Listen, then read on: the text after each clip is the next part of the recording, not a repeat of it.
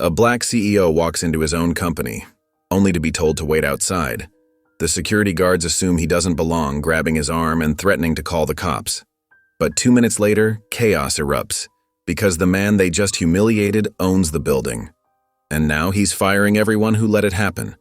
But what happens next will shake the company to its core, turning one man's downfall into an unexpected second chance. Don't miss this shocking story of power, justice, and redemption. Before we get into the story, comment below where in the world you are watching from today. The morning fog clung to the streets like a thick blanket, wrapping the city in a ghostly embrace. At 5:30 a.m., most of the world was still dreaming, but Daniel Carter sat wide awake in his black SUV, watching the entrance of Stonewell Technologies through wisps of rising steam from his coffee cup. The bitter liquid warmed his hands through the paper cup, providing a small comfort against the morning chill. He studied his reflection in the rearview mirror, a man in his early 40s wearing a simple gray hoodie and well-worn jeans. His sharp eyes, usually commanding attention in boardrooms, now held a quiet intensity. The casual outfit felt strange compared to his usual tailored suits, but that was exactly the point. Today, he wasn't Daniel Carter, the billionaire CEO of Carter Innovations. Today, he was just another face in the crowd. Daniel took another sip of coffee, remembering the stack of complaints that had landed on his desk since acquiring Stonewell Technologies. Anonymous letters, hushed conversations, and worried emails, all painting a picture of a workplace where your skin color determined how you were treated. He could have sent in auditors or had Vanessa handle it. His assistant would have torn through the place like a hurricane, documenting every violation with brutal efficiency. But some things needed to be seen firsthand. The modern glass building loomed before him, its windows reflecting the pale morning light. Daniel checked his watch. Perfect timing. Early enough to catch the morning shift, but late enough that security would be settling into their routine. He stepped out of the SUV, the crisp air biting at his exposed face. His boots crunched softly on the pavement as he walked toward the entrance, hands tucked into his hoodie pockets. The lobby was a testament to corporate wealth, all polished marble floors and soaring glass walls that stretched toward the ceiling. Minimalist furniture in muted grays and whites dotted the space, creating an atmosphere that screamed exclusivity. Everything looked expensive, untouchable, like a museum where you weren't supposed to leave fingerprints. Daniel observed the steady stream of early arrivals. Men and women in pressed suits and designer clothes moved through security with practiced ease. They barely glanced at the guards, flashing their badges with the casual confidence of people who knew they belonged. The guards responded with friendly nods, sometimes even sharing quick jokes with the passing employees. The moment Daniel's boots touched the marble floor, the atmosphere shifted. He felt it immediately, the way the air seemed to tighten, how conversations died mid-sentence. 2 security guards stationed near the entrance straightened up, their casual postures becoming rigid and alert. Todd Whitman, a burly man with close-cropped hair and an air of authority that seemed more assumed than earned, locked eyes with his partner. Rick Sanders, older and leaner, returned the look with a slight nod. The silent exchange spoke volumes. They had spotted what they considered a potential problem. Daniel maintained his steady pace, watching their reactions from behind half-lowered lids. Todd's hand instinctively moved to rest on his belt, near his security badge and radio. His chest puffed out slightly, making his uniform stretch across his broad frame. It was a classic intimidation tactic, one that Daniel had seen countless times in his journey from foster care to Fortune 500. Rick positioned himself slightly behind Todd, arms crossed over his chest. His expression was more reserved, but his eyes never left Daniel. He played the role of the quiet observer, ready to back up his partner if needed. The dynamic was clear. Todd was the enforcer, Rick the backup. The marble floor echoed Daniel's footsteps as he approached the security desk. He noticed how Todd's jaw clenched, how his stance widened slightly. The guard's expression had cycled through a series of micro-reactions in mere seconds. First surprise, then suspicion, and finally settling into dismissal. It was the look of someone who had already decided who Daniel was and what he was worth based on nothing but his appearance. Daniel drew in a slow, measured breath. The air conditioning hummed overhead, mixing with the soft murmur of distant conversations and the gentle clicking of heels on marble. He had walked into countless rooms where people underestimated him, where they saw his skin color before they saw his capabilities. This lobby, with its pristine surfaces and prejudiced guardians, was about to become another lesson in why appearances could be deceiving. Todd took a step forward, positioning himself directly in Daniel's path. His movement was deliberate, a clear message that said, "You don't belong here." Behind him, Rick maintained his silent vigil, ready to react to whatever was about to unfold. Daniel exhaled slowly, his breath barely visible in the cool air of the lobby. This moment, this exact interaction, was precisely why he had chosen to come here today. Sometimes the only way to understand a problem was to experience it firsthand, and as he watched Todd's expression harden into one of barely concealed contempt, Daniel knew his decision to investigate personally had been the right one. The marble floor echoed beneath Daniel's measured steps as he approached the reception desk. His hands remained casually tucked in his hoodie pockets, his posture relaxed but purposeful. The young receptionist glanced up from her computer screen, uncertainty flickering across her face. Before Daniel could even open his mouth, Todd Whitman materialized in front of him like a wall of muscle and attitude. The security guard planted himself firmly between Daniel and the desk, his lips curling into a smirk that spoke volumes about his assumptions. "You lost, buddy?" Todd's voice dripped with condescension, each word carefully chosen to establish dominance. Daniel kept his expression neutral, his voice steady and clear. "I'm here to see the CEO's office." A bark of laughter escaped Todd's throat as he turned to exchange knowing looks with Rick Sanders. The older guard stood a few feet back, shaking his head with a mixture of dismissal and silent complicity. The morning light streaming through the glass walls cast long shadows across their faces, highlighting the tension in the air. "Yeah?" Todd's amusement was thick with mockery. "You and everybody else." He gave Daniel a deliberate once-over, his eyes lingering on the worn hoodie and jeans. "What are you, a courier? The service entrance is in the back." The receptionist's fingers had stopped moving across her keyboard. She darted quick, nervous glances at the unfolding scene before suddenly finding her computer screen fascinating again. Her shoulders hunched slightly, making herself smaller, less noticeable. A practiced move that spoke of countless similar situations she'd witnessed. Daniel remained still, his calm presence a stark contrast to Todd's aggressive posturing. "I need to get inside," he repeated, each word measured and firm. The security guard's amusement vanished like morning dew under harsh sunlight. Todd took a step closer, crowding into Daniel's personal space. His body language shifted from casual dismissal to outright intimidation, chest puffing out slightly as he squared his shoulders. Rick shifted his weight from one foot to the other, discomfort evident in his stance. But he remained silent, his inaction speaking as loudly as Todd's words. The older guard's eyes darted between Daniel and Todd, then fixed firmly on the floor, another witness choosing the safety of silence.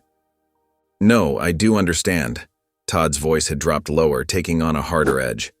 His fingers flexed at his sides, betraying his rising irritation. "You don't belong here." He leaned in slightly, his next words coming out as a clear threat. "Now you can either walk yourself out or I can call the cops to do it for you." The lobby had grown eerily quiet. The usual morning bustle of employees rushing to their offices had slowed to a crawl as people instinctively sensed the brewing confrontation. Some hurried past with averted eyes while others lingered at the edges of the scene, smartphones partially raised in anticipation. Daniel stood his ground, neither advancing nor retreating. His eyes locked onto Todd's, unflinching in the face of the guard's attempted intimidation.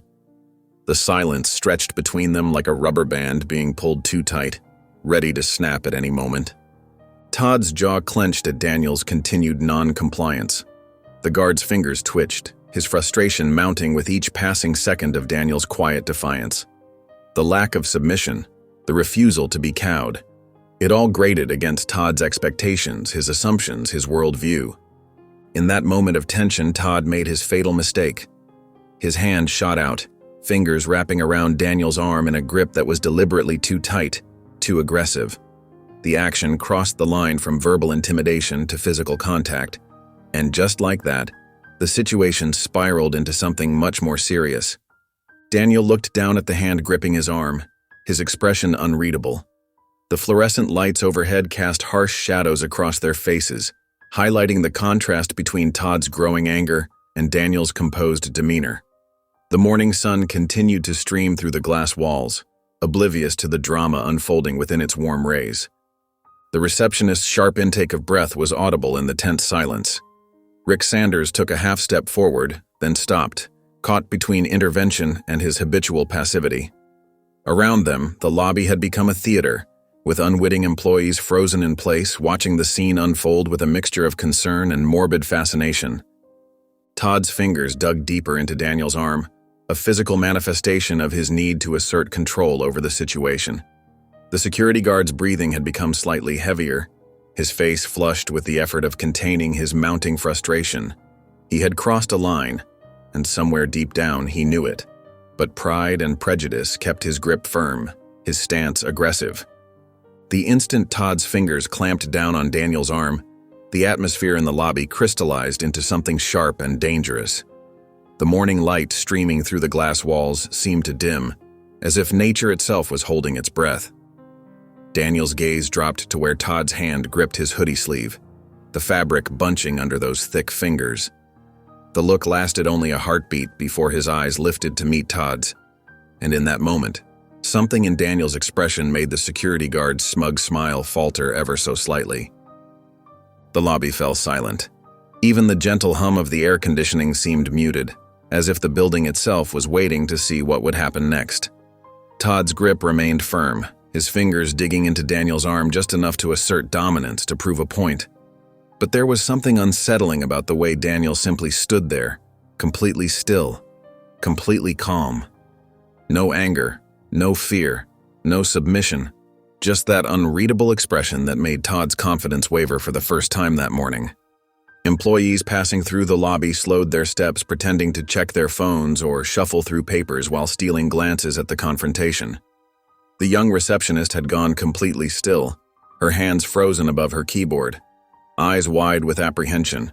Rick Sanders shifted his weight uncomfortably, sensing the change in the air but unable or unwilling to intervene.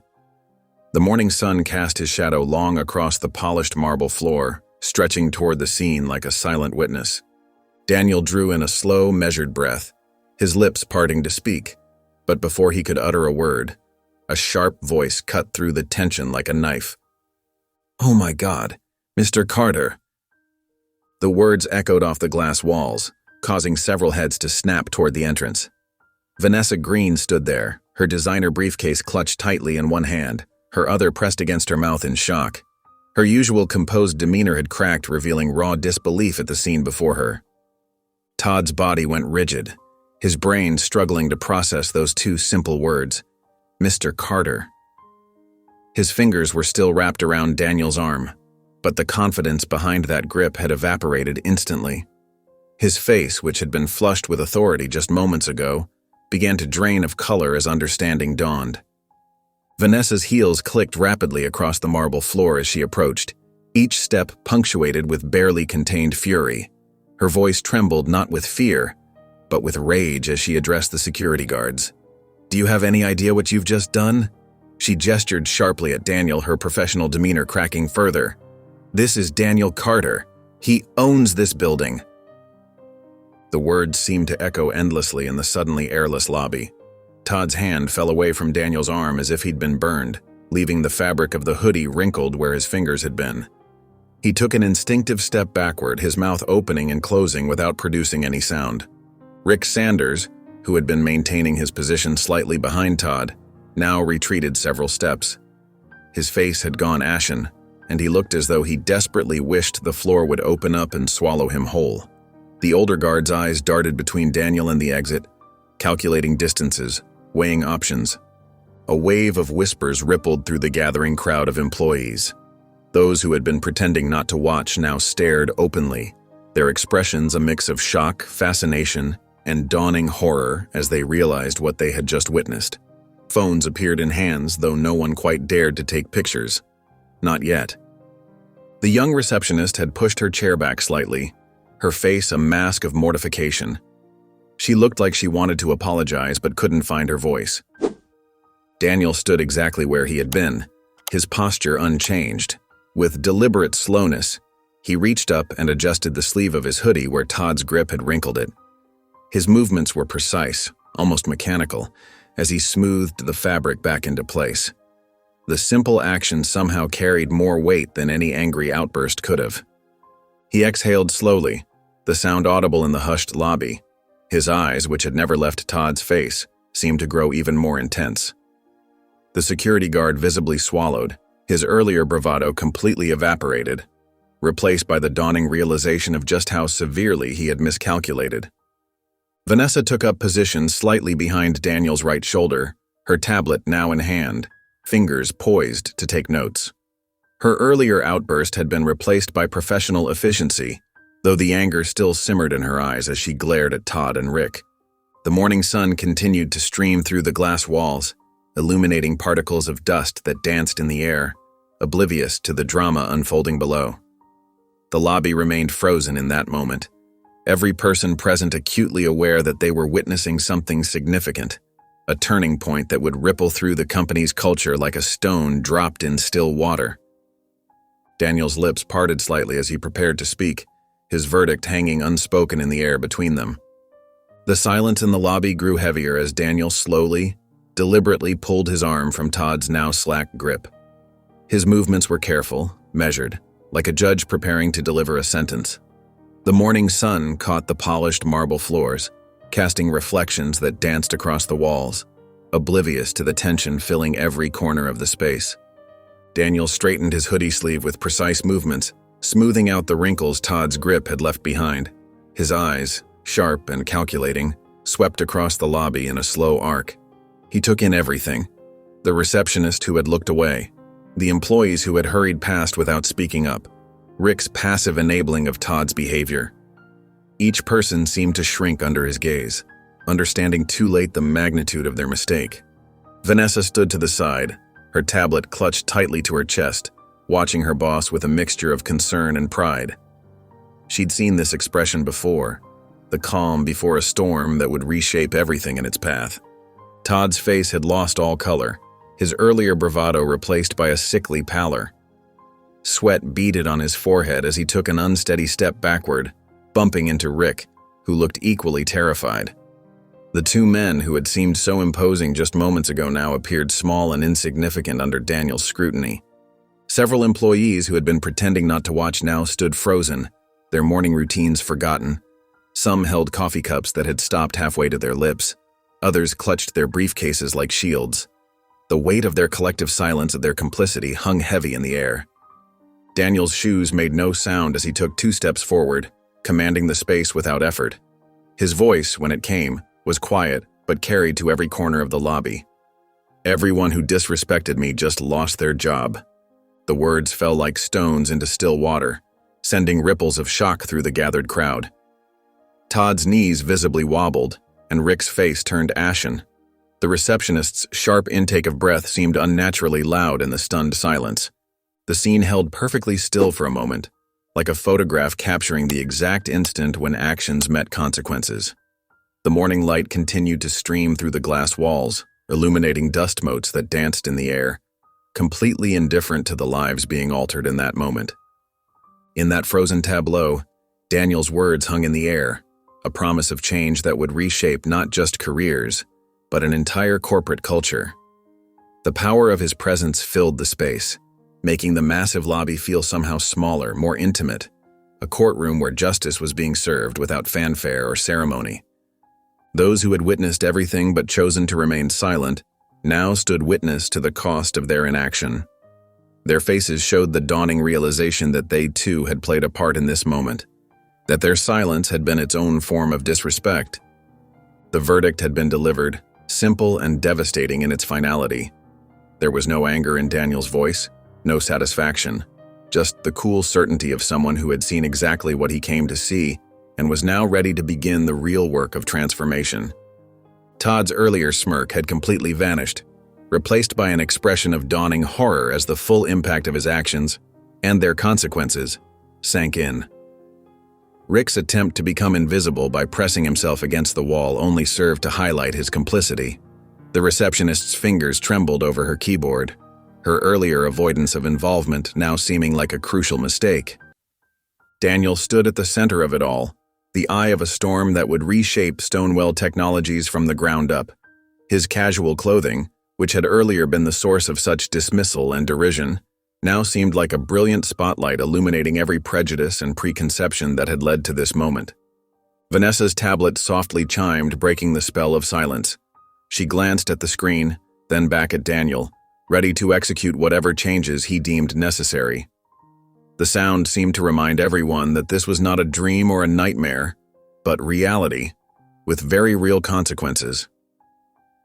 The morning sun continued to climb higher outside the glass walls, marking the beginning of a new day, and for many in that lobby, the end of their careers at Stonewell Technologies. Daniel's words had done more than just terminate employment. They had drawn a line between the past and the future, between what had been tolerated and what would now be expected. The tension in the lobby was thick enough to cut with a knife. The polished marble floors and sleek glass walls that had seemed so impressive moments ago now felt like a cage, trapping everyone in this moment of reckoning. Todd Whitman stood frozen, his earlier swagger completely evaporated, leaving behind a shell of a man whose face had turned an alarming shade of pale. Next to him, Rick Sanders seemed to physically shrink, taking small steps backward as if trying to disappear into the expensive wallpaper behind him. Around them, employees who had been watching the scene unfold like a slow-motion car crash were now desperately trying to look busy. Some fumbled with their phones, while others suddenly found their shoes fascinating. A few exchanged worried glances, the reality of Daniel's words sinking in. Everyone who disrespected me just lost their job. The receptionist, a young woman who had chosen silence over speaking up, stood rigid behind her desk. Her wide eyes darted between Daniel and the security guards, the weight of her complicity finally hitting home. Her hands trembled slightly as she straightened papers that didn't need straightening, a nervous habit that betrayed her fear. Daniel Carter stood in the center of it all, his presence filling the space without any effort. He didn't need to raise his voice or make grand gestures. His calm demeanor spoke volumes, more threatening than any shouting could have been. His eyes, sharp and calculating, took in every detail of the scene before him. Todd, desperate to salvage something, anything from this situation, finally found his voice. "Mr. Carter, I can explain," he began, his words coming out in a stumbling rush. Daniel's gaze snapped to Todd, cutting him off mid-sentence. The look was arctic, devoid of any warmth or mercy. It was the look of a man who had seen this scenario play out too many times before, who had dealt with this kind of discrimination throughout his journey to the top. Todd's words died in his throat, withering under that cold stare. Rick didn't even attempt to speak. The older guard stood with his arms hanging limply at his sides, acceptance written across his features. He knew there would be no talking their way out of this one. His silence, his complicity in Todd's actions had sealed his fate just as surely as Todd's aggressive behavior had sealed his. Vanessa Green stepped forward, her heels clicking sharply against the marble floor. Her professional demeanor barely contained the anger simmering beneath the surface. She had worked with Daniel long enough to know exactly what this kind of treatment did to him, even though he never showed it. "Sir," she said, her voice clear and steady, "should I call HR?" Daniel gave a slow, deliberate nod. "Yes, immediately." His voice was quiet but carried across the silent lobby with perfect clarity. Todd made one last desperate attempt, his voice cracking with panic. "Mr. Carter, I didn't know—" "You knew exactly who you thought I was." Daniel's words cut through Todd's excuse like a razor. Each syllable was precise, measured, leaving no room for argument. The truth of it hung in the air. Todd had seen a black man in casual clothes and made assumptions. Those assumptions had just cost him everything. The receptionist kept her head down now, unable to meet Daniel's gaze. Her earlier silence when she could have spoken up, could have intervened, weighed heavily on her conscience. But like so many others before her, she had chosen the path of least resistance. Now she was learning the hard cost of that choice. Vanessa was already on her tablet, her fingers moving swiftly as she began the process that would end multiple careers today. Her efficiency was a stark contrast to the paralyzed atmosphere around her. She didn't bother hiding her disgust as she glanced at Todd and Rick, her expression making it clear that she had no sympathy for their situation. Daniel turned away from Todd and Rick as if they had ceased to exist. His movement was smooth, purposeful, as he walked toward the executive elevator. Vanessa fell into step beside him, her presence a silent support to his authority. The click of her heels and the soft whir of the elevator doors were the only sounds in the lobby. As the doors slid shut, sealing Daniel and Vanessa away from the scene they'd left behind, the lobby remained frozen in stunned silence. The morning sun continued to stream through the glass walls, but the pristine, exclusive atmosphere of earlier had been shattered. In its place was the heavy weight of consequences, and the dawning realization that Stonewell Technologies would never be the same. Every person in that lobby understood that they had just witnessed a turning point. The old way of doing things, the casual discrimination, the silent complicity, it had all just met its match in Daniel Carter, and he hadn't needed to raise his voice once to make it clear that everything was about to change. The morning sun filtered through the floor-to-ceiling windows of the CEO's office, casting long shadows across the expensive mahogany desk where Daniel Carter now sat. The view of the city stretched out before him, buildings gleaming like silver towers in the distance, but his attention was focused on something much closer. With deliberate movements, he reached out and slid aside the golden nameplate of the former CEO, the metal scraping softly against the polished wood. Vanessa Green stood beside him, her usual composed demeanor tinged with barely contained anger.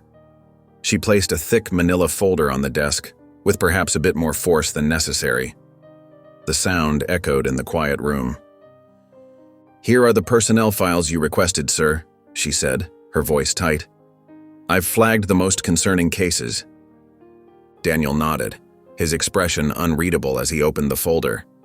The pages inside were filled with reports, complaints, and evaluations, a paper trail of the company's toxic culture. His fingers moved methodically through the documents, sharp eyes taking in every detail. The first order of business was clear. Todd Whitman and Rick Sanders had to go. Daniel pulled out their files, noting the multiple complaints against them that had been systematically ignored or buried. He picked up a pen and made 2 decisive marks on their files. "Have HR process their terminations immediately," he told Vanessa. "Make sure security escorts them out." "With pleasure," Vanessa replied, a hint of satisfaction in her voice. She reached for the files, but Daniel had already moved on to the next set of documents. Something caught his eye. A name kept appearing. Marcus Reed. Daniel's brow furrowed as he pulled out the relevant papers, spreading them across the desk. Unlike Todd and Rick's files, which were filled with complaints against them, Marcus Reed's file told a different story. "Interesting," Daniel murmured, leaning forward in his chair. Marcus Reed was also a security guard, working the same shifts as Todd and Rick. But his record showed something entirely different.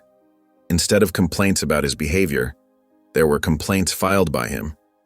Multiple reports about Todd and Rick's conduct, detailed accounts of harassment, discrimination, and unethical behavior. Daniel's eyes narrowed as he read through the complaints. Each one was well documented, professional, and followed proper channels. And each one had been ignored or dismissed by management. "Vanessa," he called, not looking up from the papers. "Were you aware of this Marcus Reed?" Vanessa moved closer, glancing at the files. "I came across his name during the acquisition review. He's been with the company for 5 years. Consistently high performance evaluations, no disciplinary issues, but..." She hesitated. "But?" Daniel prompted, finally looking up at her. "But he was in the lobby this morning," Vanessa said quietly. "He was standing near the elevator when Todd confronted you. He watched the whole thing, but he didn't step in." Daniel leaned back in his chair, tapping his fingers thoughtfully on the armrest. Here was a man who had repeatedly stood up against discrimination, who had filed formal complaints despite knowing they would likely be ignored. Yet when Daniel himself was being profiled and harassed, Marcus Reed had remained silent. The question was, why? Daniel studied Marcus's file more closely.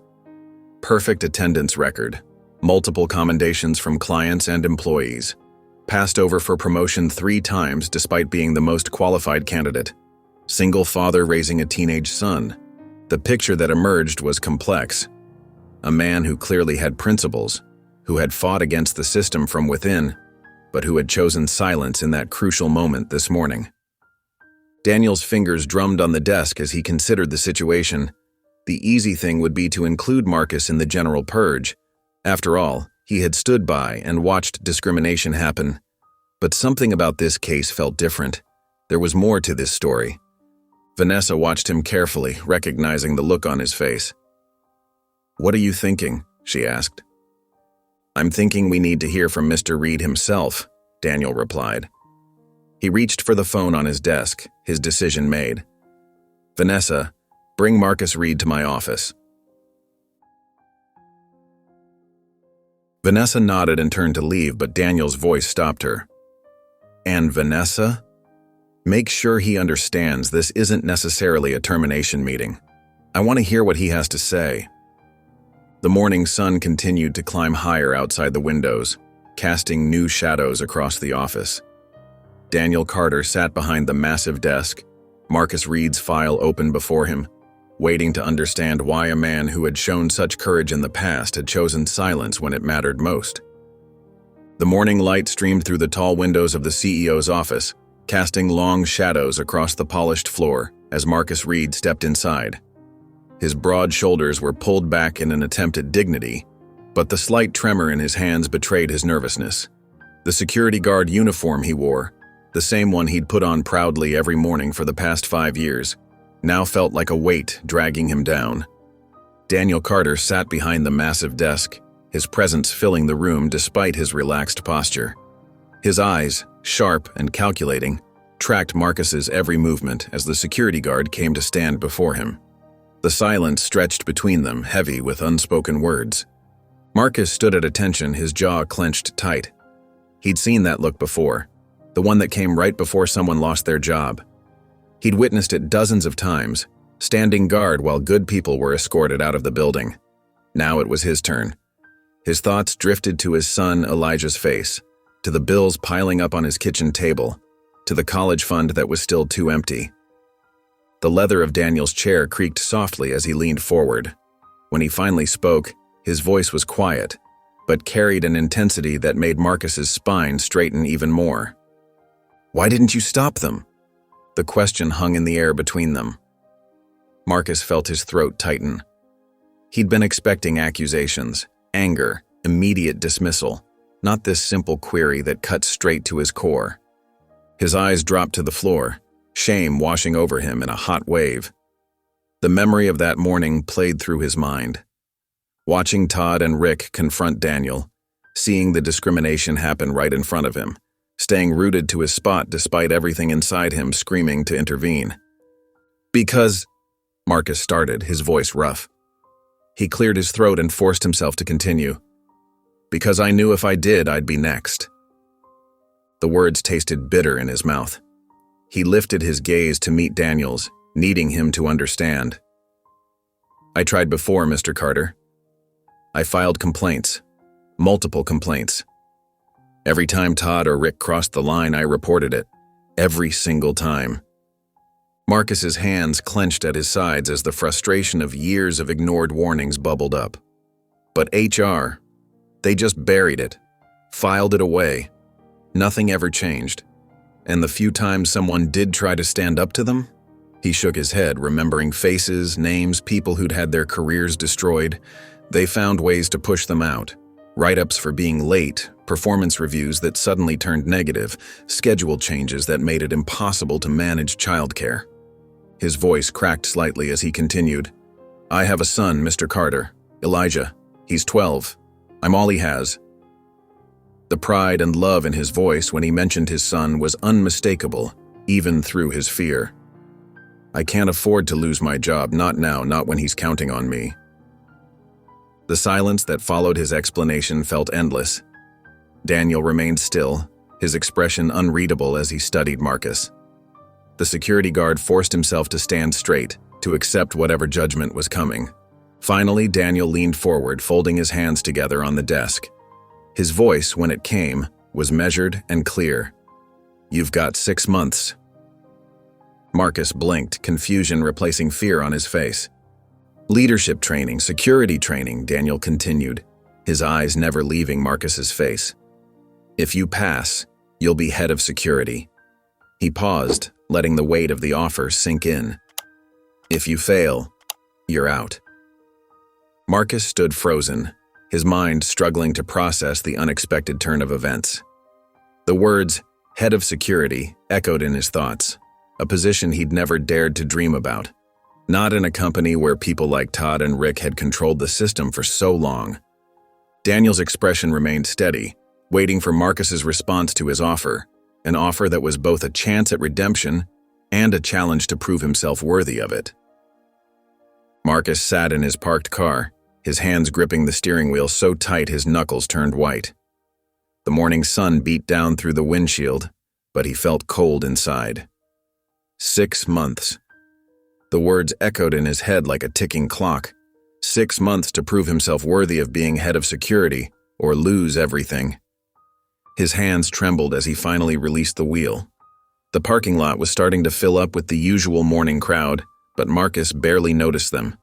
His mind was racing, jumping between hope and terror with each passing second. This could be his big break, the chance he'd been waiting for, or it could be the longest goodbye of his life. He reached for his phone, his fingers automatically finding the photo gallery.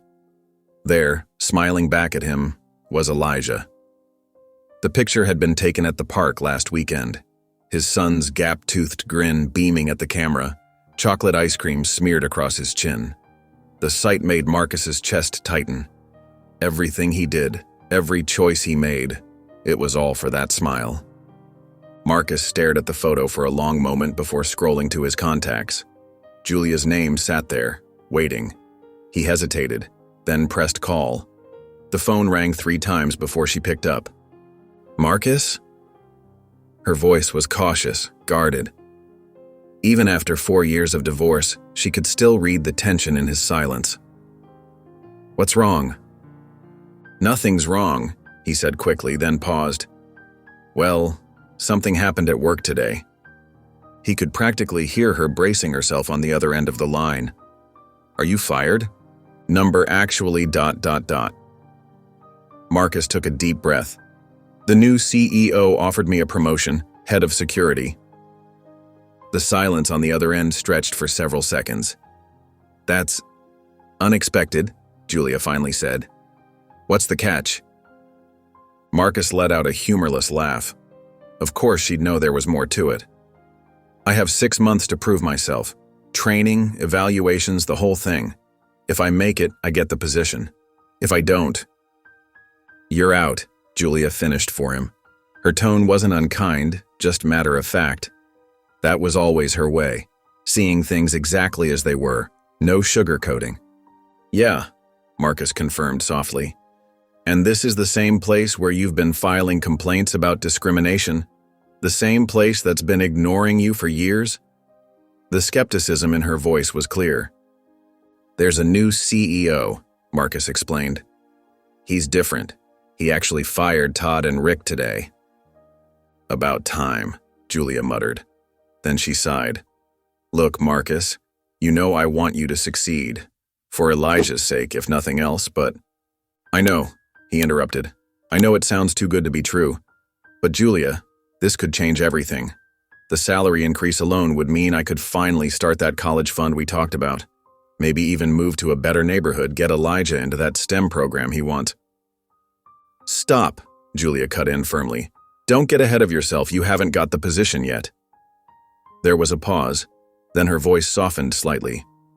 "But if you're really going to do this, if you're really going to take this chance, then you'd better not mess it up. Elijah needs stability, Marcus. He needs to see his father succeed." Marcus closed his eyes, letting her words sink in. "I know." "Do you? Because this isn't just about you anymore. It hasn't been for 8 years. The image of Elijah's smile flashed through Marcus's mind again. "I know exactly what's at stake here, Julia." Another pause. Good. Then prove it. After they hung up, Marcus sat in silence, Julia's words echoing in his head alongside Daniel Carter's offer. The doubt crept in, wrapping around his thoughts like thick fog. Did he really deserve this chance? After staying quiet this morning, after watching another black man be discriminated against right in front of him, did he have any right to accept this opportunity? His eyes drifted back to his phone, to Elijah's picture. His son's smile seemed to cut through the fog of self-doubt like a beam of sunlight. Maybe he didn't deserve this chance, but Elijah deserved a father who would fight for a better future. A father who would face his fears and take risks for the right reasons. Marcus thought about all the times he'd stayed quiet, all the times he'd filed reports that disappeared into desk drawers, all the times he'd watched good people get pushed out while bullies like Todd and Rick thrived. He thought about how it felt to stand there this morning, watching history repeat itself, knowing he should speak up, but feeling paralyzed by fear. But now things were different. Daniel Carter had cleared out the old guard. He'd created an opening, a chance for change, and he'd offered Marcus something more valuable than just a promotion. He'd offered him redemption. Marcus straightened in his seat, squaring his shoulders. The trembling in his hands had stopped. The fog of doubt was lifting, replaced by something stronger. Determination. He might not deserve this second chance, but he was going to earn it. For Elijah, for himself, for every person who'd ever been silenced by fear. Taking a deep breath, Marcus grabbed his security badge and opened his car door. The morning air hit his face, cool and fresh as he stepped out. He looked up at the towering glass building before him. The same building he'd worked in for years, but somehow it looked different now. Like a challenge. Like an opportunity. He was ready to prove himself. In a pristine conference room on the top floor of Stonewell Technologies, 7 executives sat around a gleaming mahogany table. The morning sun streamed through floor-to-ceiling windows, but the atmosphere inside was anything but bright. These men had ruled their domain unchallenged for years, and now their world was crumbling. Henry Whitmore, the VP of Operations, leaned back in his leather chair, his silver hair catching the sunlight. His expensive suit couldn't hide the tension in his shoulders, but his face wore a practiced smile that didn't reach his eyes. "Gentlemen," he said, his voice smooth as silk but laced with venom, "I think we need to discuss our situation." Robert Mills, the CFO, nervously adjusted his tie. 3 department heads gone in one day. Just like that. He snapped his fingers for emphasis. Carter didn't even give them a chance to explain. Explain what? James Peterson from marketing scoffed. That they treated him like any other. He caught himself, glancing around before finishing lamely. Suspicious person? Henry's smirk grew wider. Carter thinks he can just waltz in here and change everything? We'll see about that.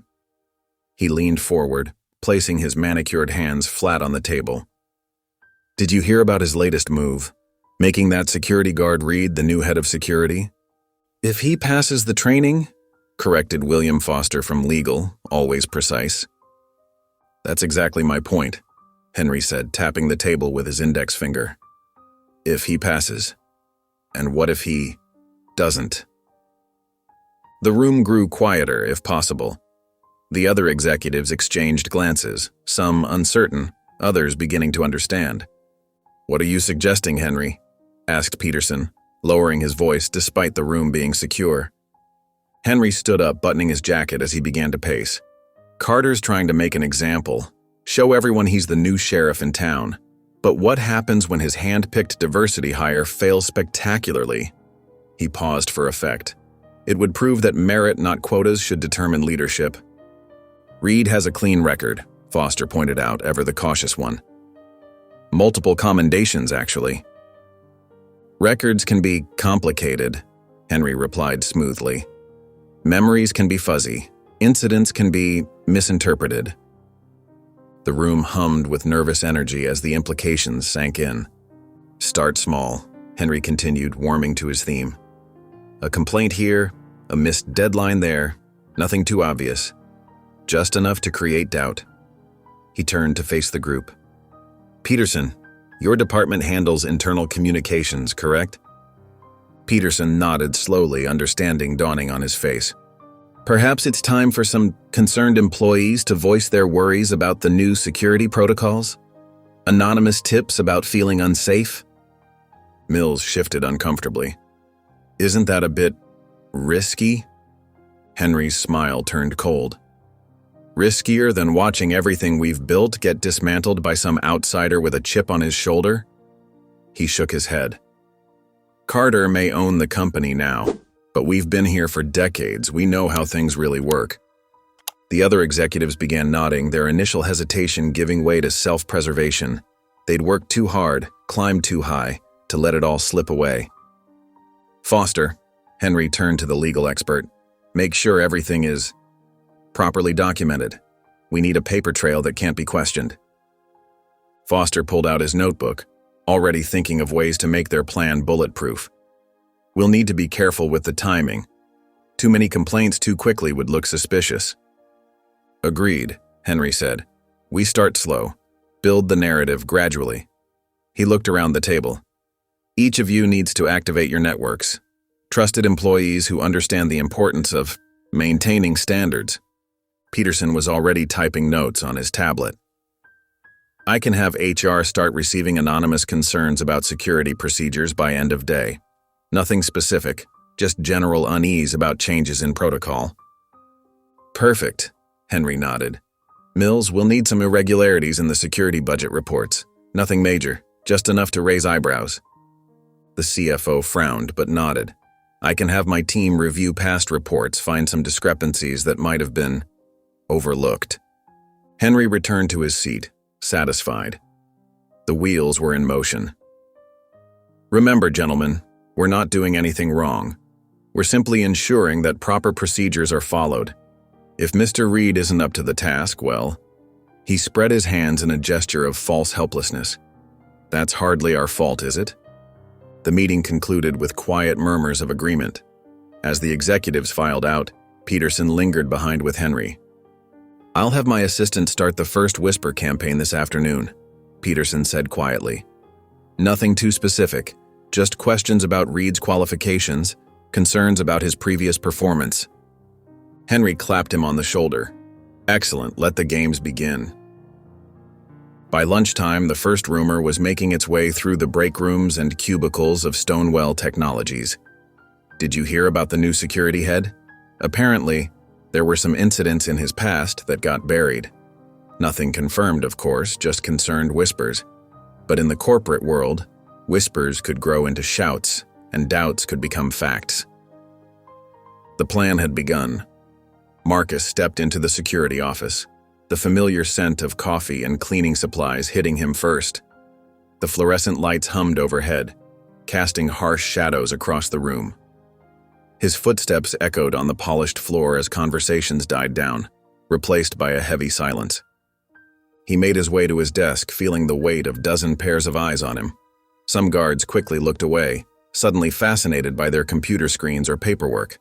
Others stared openly, their faces hard and unwelcoming. The message was clear. He didn't belong here anymore. Dave Thompson, usually friendly and talkative, kept his head down, organizing files that Marcus knew didn't need organizing.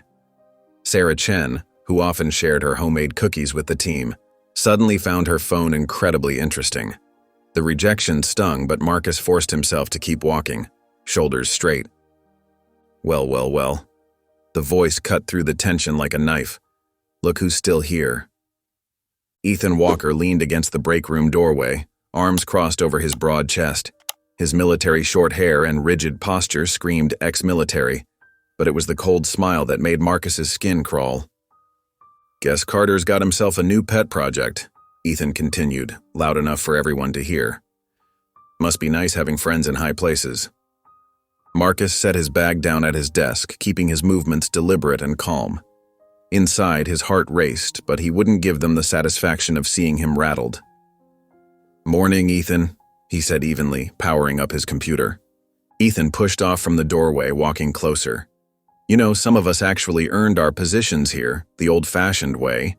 He paused, letting the implications hang in the air. But I guess that's not how things work anymore, is it? The office remained silent.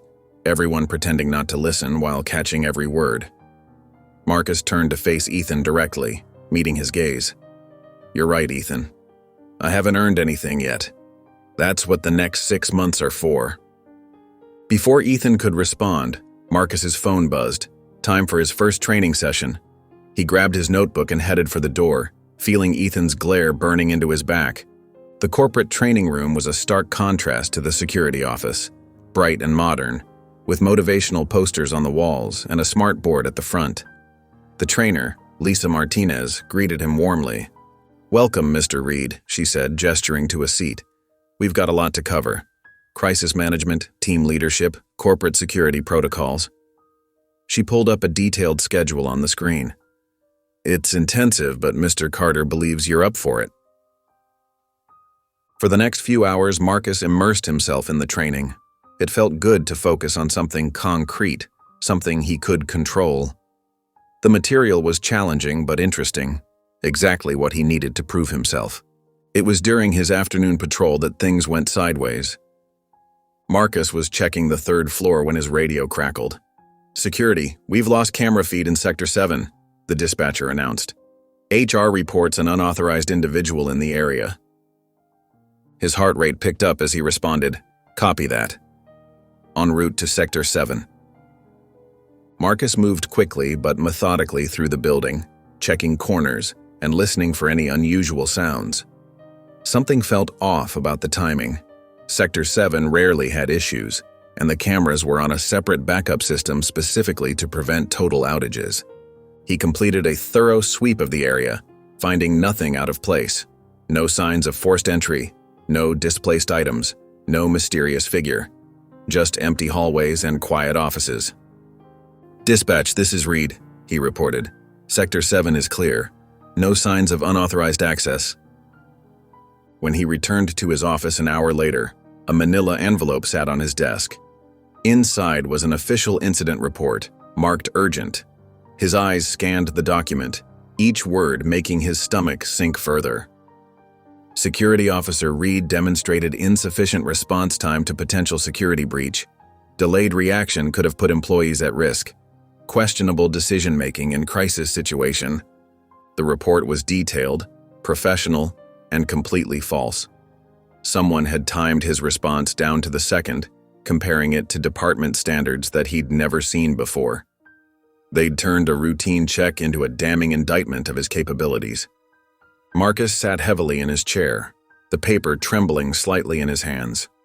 Through the office window, he could see Ethan talking to 2 other guards, all of them glancing his way with barely concealed smirks. But it wasn't just Ethan. This level of coordination, the camera failure, the HR report, the official complaint, this went higher up.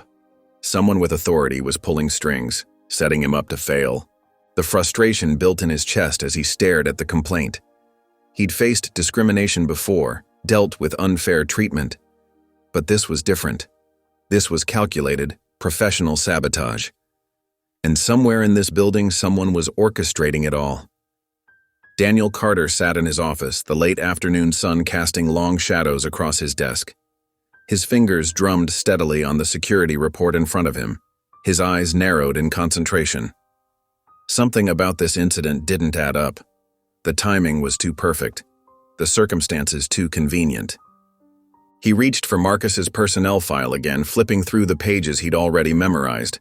Outstanding service record. Multiple commendations for quick thinking. Several documented instances of reporting misconduct. This wasn't the profile of someone who would fumble a basic security response. The door opened and Vanessa strode in, her heels clicking purposefully against the hardwood floor. Her expression was tight, controlled anger simmering beneath her professional demeanor.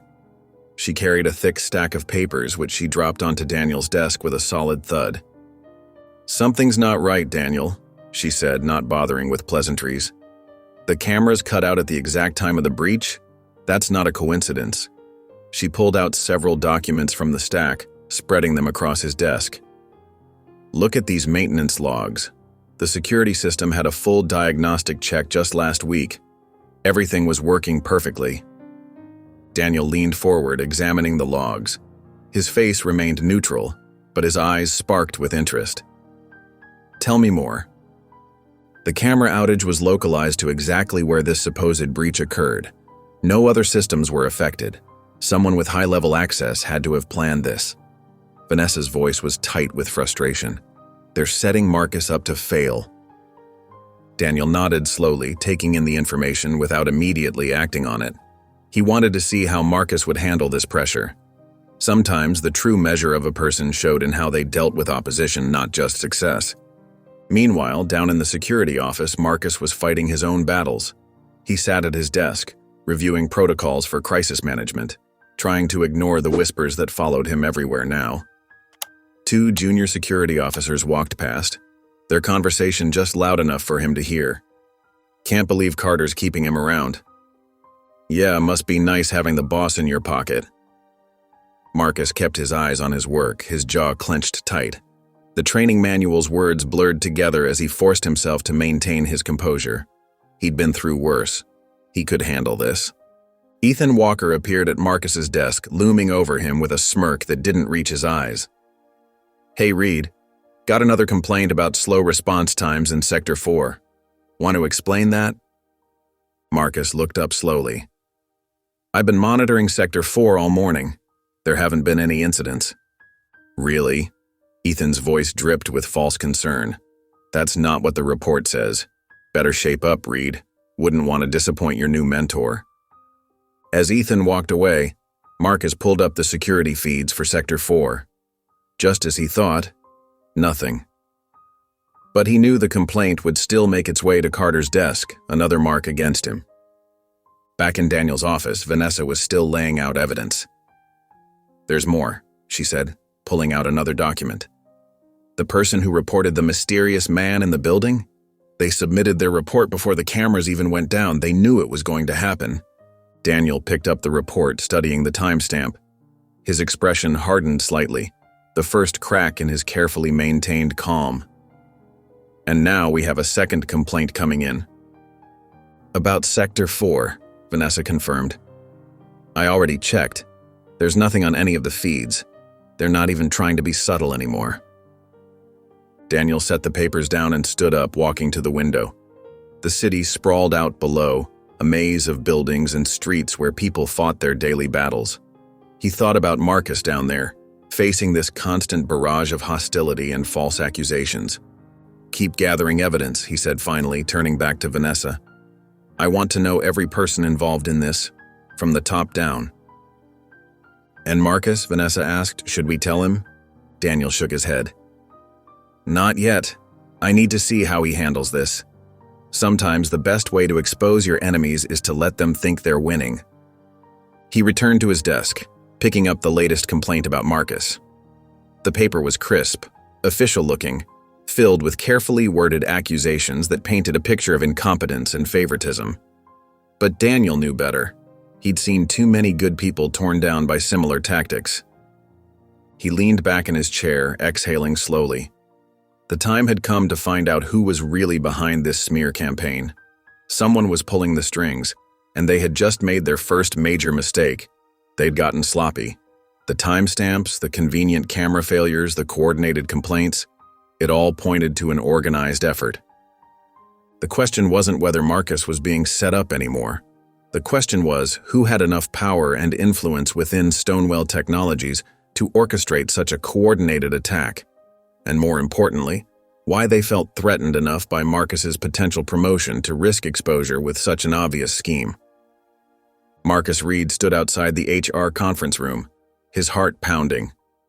Through the glass walls, he could see them waiting, 5 stern faces, all staring at him like he was already guilty. He took a deep breath, straightened his tie, and pushed open the door. The room fell silent. Sylvia Hartwell sat at the head of the table, her silver-rimmed glasses perched on her nose as she studied a thick file.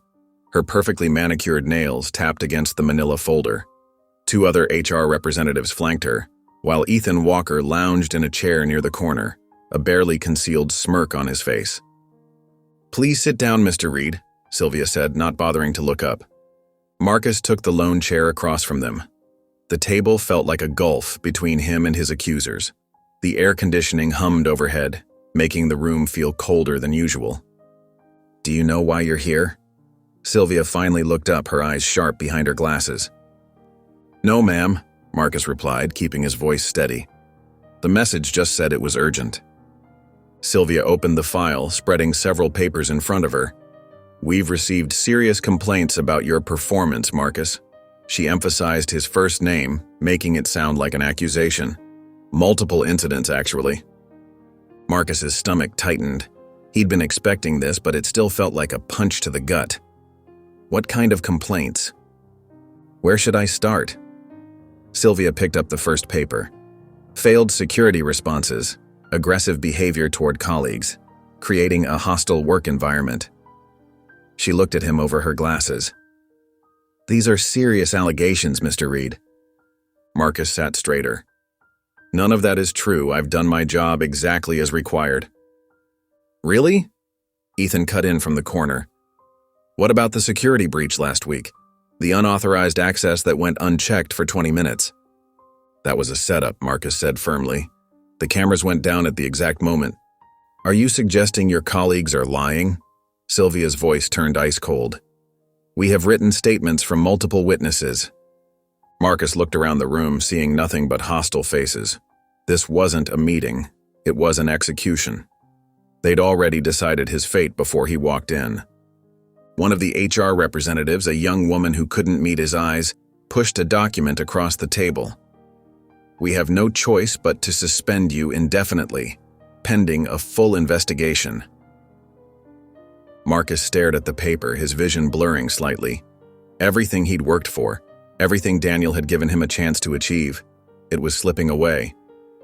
This is wrong, he said quietly. You know it's wrong. Sylvia closed the file with a sharp snap. Your badge, please. Marcus's hands shook slightly as he unclipped his security badge. The plastic felt warm in his palm. How many times had he used it? How many rounds had he made, trying to prove himself worthy of Daniel's trust? He placed it on the table, the sound seemingly echoing in the quiet room. Ethan's smirk grew wider. You'll be escorted out, Sylvia said, already turning to her next task. We'll contact you when we've completed our investigation. Marcus stood slowly, his chair scraping against the floor. The weight of failure pressed down on his shoulders. 6 months. That's what Daniel had given him. A chance to prove himself, to become something more. And now, barely 2 months in, it was over. He walked out of the conference room past the curious stares of his co-workers. His security office, the place he'd started to make his own, now felt like it belonged to someone else. He grabbed his jacket and personal items, stuffing them into a box someone had already placed on his desk. The elevator ride down was silent, heavy. When he pushed through the lobby doors into the afternoon sun, everything felt surreal. He made it to his car before the anger really hit him. His hands gripped the steering wheel so tight his knuckles turned white. How could he face Elijah? How could he tell his son that he'd failed, again? His phone buzzed in his pocket. Marcus pulled it out, Daniel's number already highlighted on the screen. His thumb hovered over the call button. One call could change everything. But what would he say? That he couldn't handle the pressure? That he'd let them win? Before he could decide, a message notification popped up. From Vanessa Green. Don't do anything yet. We're going to prove this is a setup.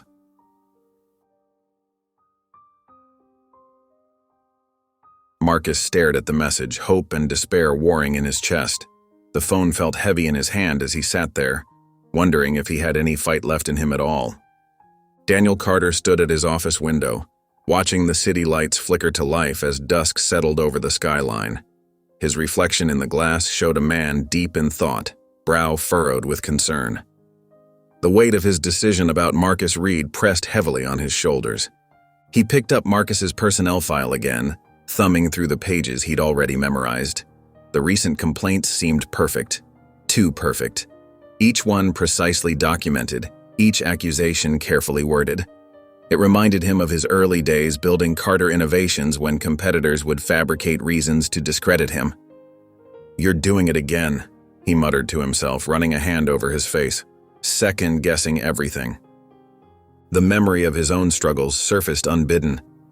He remembered standing in front of skeptical investors, watching them exchange doubtful glances. He remembered the whispers, the sudden cancellations, the doors that mysteriously closed in his face. Every achievement questioned, every success attributed to diversity initiatives rather than his abilities. A knock at the door interrupted his thoughts. Vanessa entered carrying a stack of folders and wearing an expression that meant business. "I know that look," Daniel said, turning from the window. "The one where you think I'm being too cautious." Vanessa placed the folders on his desk with deliberate care. "You're not being cautious, Daniel. You're letting your past cloud your judgment." "Am I?" He settled into his chair, leather creaking beneath him. "Or am I finally seeing clearly? Marcus hasn't exactly proven himself yet." "That's because they haven't given him a chance," Vanessa countered, her voice sharp with frustration. "Look at these." She spread out several documents across his desk. Every single complaint traces back to someone connected to Todd or Rick. Every single one. Daniel leaned forward, studying the papers. Employee names jumped out at him, all people who'd been loyal to the old guard. His eyes narrowed as he noticed the patterns Vanessa had highlighted. "The security breach?" he asked.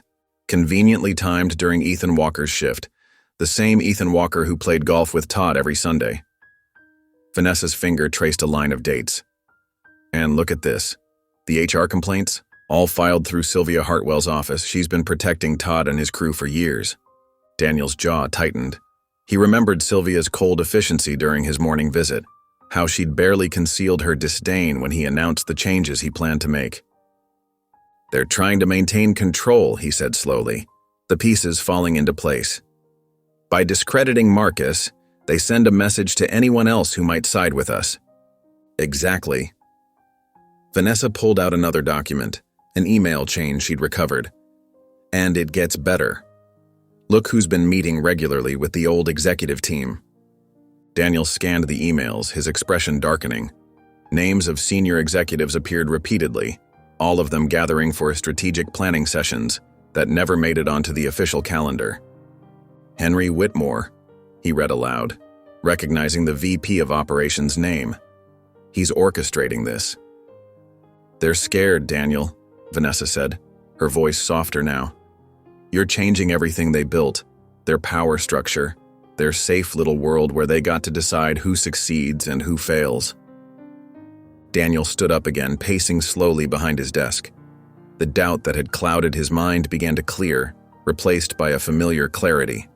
He'd seen this before, lived through it himself. The same tactics, just a different stage. "Marcus filed complaints about Todd and Rick's behavior," he said, thinking out loud. "Multiple times over years. He tried to change things from within the system." "And the system shut him down," Vanessa finished, "just like they're trying to do now." Daniel stopped pacing, his decision crystallizing. "Pull everything you can find on Henry Whitmore and his inner circle. Every email, every meeting, every decision they've made in the last 5 years." Vanessa was already moving toward the door, a slight smile on her face. "Already started. You should see what their internal communications reveal about how they really feel about diversity initiatives." "And Marcus?" "Still suspended. He's at home, probably thinking his career is over." Vanessa paused at the door. He needs to know he's not alone in this fight. Daniel nodded, reaching for his phone. The time for watching and waiting was over. He'd given the old guard enough rope to hang themselves, and they'd done exactly that. Now it was time to show them exactly who they were dealing with. His finger hovered over Marcus's number as he remembered his own darkest moments, the times he'd felt alone, backed into a corner, ready to give up. But he'd survived, grown stronger, built something that couldn't be torn down by prejudice and fear. Marcus deserved the same chance, not as a handout, not as some corporate diversity initiative, but because he'd earned it through years of doing the right thing when it would have been easier to look the other way. Daniel pressed the call button, his voice steady and determined when Marcus answered. It was time to fight back. Vanessa spread the documents across Daniel's desk, her fingers tracing connections between names and dates. "Look at this pattern," she said, pointing to a series of emails. Every time Marcus makes progress, there's a new complaint, and they all lead back to the same group of executives. Daniel leaned forward, studying the web of evidence. The pristine complaints, the perfectly timed security breaches, the whisper campaign. It was all too coordinated to be coincidence. His jaw tightened as he recognized the familiar tactics. "Here's what's interesting," Vanessa continued, pulling up more files on her tablet. "Remember those complaints Marcus filed against Todd and Rick? They were buried by HR. But look who signed off on keeping them quiet." She turned the screen toward Daniel. "Henry Whitmore," Daniel read, his voice cold. "VP of Operations. And these security breach reports?" Vanessa flipped through more documents. The cameras didn't malfunction. They were manually disabled. Only senior management has that kind of access. Daniel stood up, pacing the length of his office. The city lights twinkled beyond his window, but his focus remained on the growing evidence of corruption. "They're not just trying to get rid of Marcus," he said. "They're sending a message." "Exactly." Vanessa nodded grimly. "Marcus represents change. Real change. The kind that threatens their power structure. Every time he succeeds in his training, they push back harder." Daniel returned to his desk, picking up a particularly damning email chain. The old guard hadn't even bothered to hide their tracks well. They were too confident in their position, too sure of their immunity. Their arrogance would be their downfall. "Pull up the employee directory," Daniel instructed, his mind already forming a plan. "I want to know everyone connected to Whitmore. Every lunch meeting, every casual conversation, every suspicious promotion." Vanessa's fingers flew across her tablet. Names and faces filled the screen, a network of complicity spreading out before them. "Most of these people were hired during the previous CEO's tenure," she noted. "They've built quite a little empire. And they think they can protect it by taking down Marcus," Daniel said, his voice carrying a dangerous edge.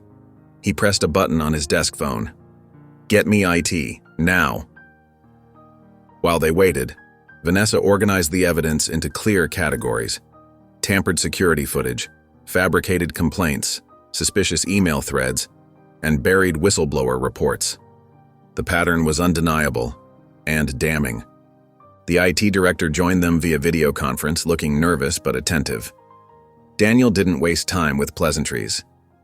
"I need a complete surveillance package on our network. Every keystroke, every deleted email, every access code used. If anyone tries to tamper with our security systems again, I want to know exactly who and when." "Yes, sir," the IT director nodded. "We can have that set up within the hour." "Good. And one more thing. Make it invisible. I don't want anyone knowing they're being watched." After the call ended, Daniel turned to Vanessa. "Get Marcus up here. It's time he knew what he's really up against." While they waited for Marcus, Daniel and Vanessa continued piecing together the conspiracy. The old executives had created a sophisticated network of mutual protection, each one covering for the other's misdeeds. They'd managed to maintain their power even after the company's sale, operating like a shadow government within Stonewell's walls. Marcus arrived looking tired but resolute. The recent accusations had taken their toll, but he still carried himself with dignity. Daniel gestured for him to sit.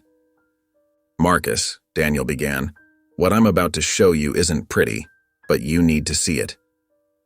For the next 20 minutes, they walked Marcus through their findings.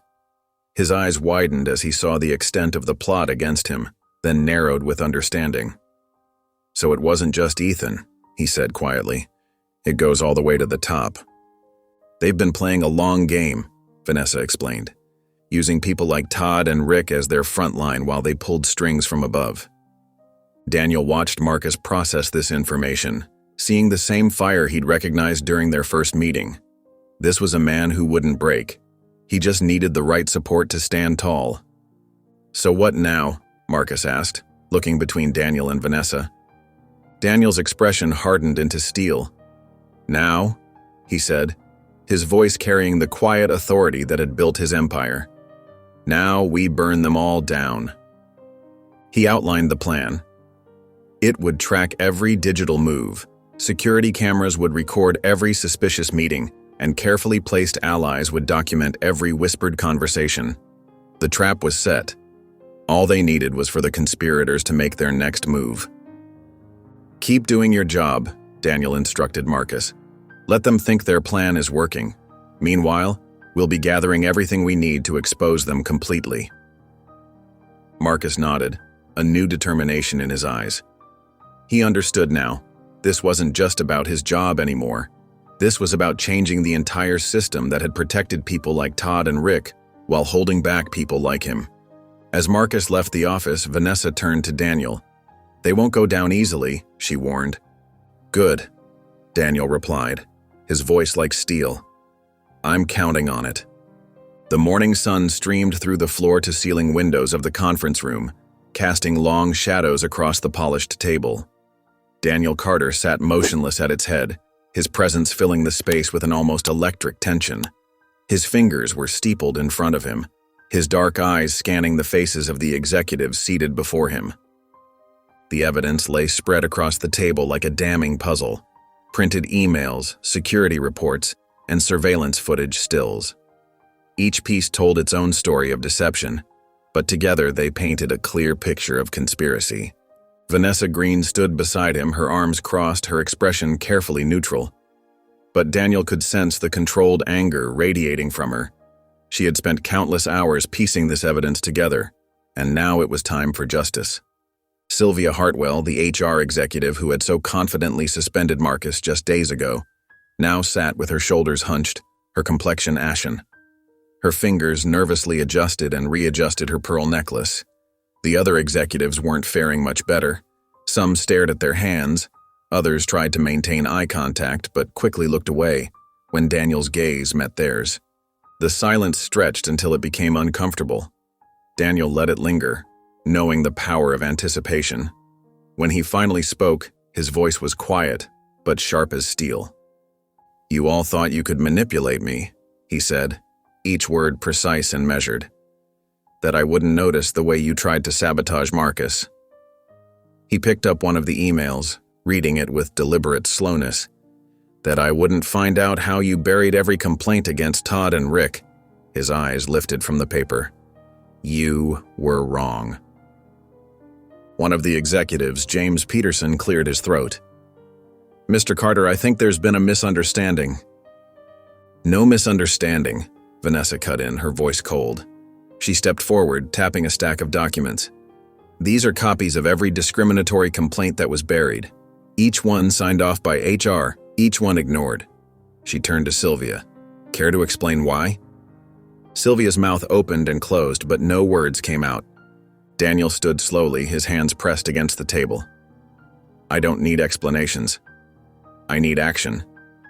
He straightened to his full height. "Starting now, every person involved in this conspiracy is terminated. Effective immediately." The room erupted in protests and excuses, but Daniel's raised hand silenced them all. "Security is waiting outside. Pack your things and leave. Your final paperwork will be sent to you." His gaze swept the room. "And before any of you consider legal action, remember, we have everything documented."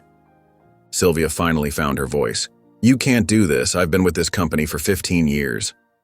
Vanessa stepped forward, sliding a thick document across the table. 15 years of covering up discrimination, Mrs. Hartwell. Here's proof that you personally buried 47 complaints about racial discrimination. And here," she flipped to another page, "is evidence that you helped orchestrate the false complaints against Marcus Reed." The color drained completely from Sylvia's face. One by one, security personnel entered the room. They were new faces. Daniel had made sure to hire a fresh team, untainted by the old regime's influence. Each executive was paired with a guard and escorted out. Some left quietly, heads down.